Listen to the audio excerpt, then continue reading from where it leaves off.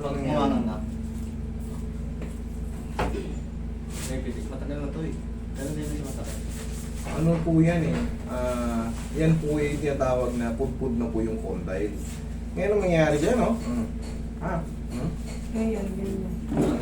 Pero pag walang sumasakit, that is nothing to worry. Kumbaga, Okay lang. nangyayari talaga yan. Pero ang pinaka gagawin natin dyan pag may ganyan tayo, pag nganga tayo ng malaking malaki, kailangan nakandiin ng paganito.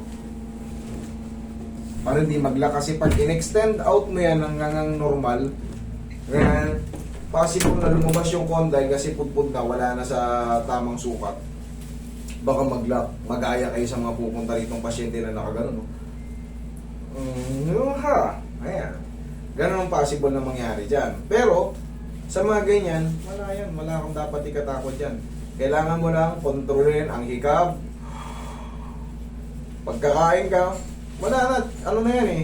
Normal lang yan. Hindi naman siya sakit. Pag hindi sumasakit, wala kang dapat ipag-alala.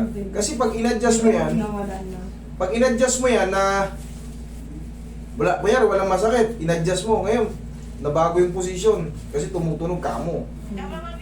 Mali yung adjust. Dapat pala hindi ko na pina-adjust. Sumakit kanina, walang masakit eh. So yan, hindi natin i-adjust yan. Yung ganyang kaso, kukontrolin mo lang yung ano. Mas maganda kasi kung sumasakit yung ulo mo, nangangala yung panga mo, pero kung wala, Yung sa'yo. wag na. Ganun sa akin dati, pero nawala na din. Sa'yo naman, Ganun no? na lang din siya ngayon. Di naman siya sumasakit, pero pag Mm. nga tumutunog din. Ayan, pare-pares tayo Ganun tumutunog, na. pero walang Ganun masakit. na talaga Wala yan. pala. Ayun. Ayun, nagaganyan. Ah. Ayun, tignan mo, di ba? Simpleng nga lang, oh. Lumilihis. Lumilis nga. Because araw-araw tayong kumakain. Pero siyempre, ako, nangangawit dati, pero siyempre ako nag-aayos nito eh. Kaya kung ano. Sa inyo, bilang hindi kayo nag-aayos yan, kontrolin nyo lang ang hikap nyo. Ganun no. Handaan niya. Kunyari, parang feeling nyo madalas na yung parang sumasayad-sayad, gumaganon-ganon na. Pagkakain kayo, bago kayo kumain, gumanon muna kayo.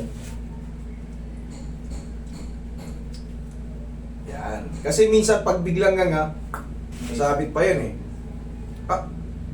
Tapos, unti-unti nawawala rin. Kumbaga wala yung sakit. Ganun lang.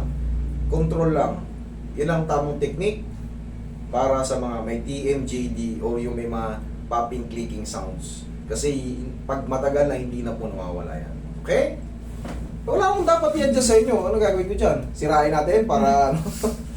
Ganun lang pala talaga. Ganun lang yan. Pag Basta nakakandaan nyo, pag walang masakit, nothing to worry. Pero pag may masakit, Yun dati, di ba sobrang sakit na kaya? ayun, dapat yun in-adjust. Kaso pag yun, hindi mo inano, hindi mo ano, yan na, lalakas pa yung tungkol mo. Kasi kukod-kod. Siyempre, kakain ka eh.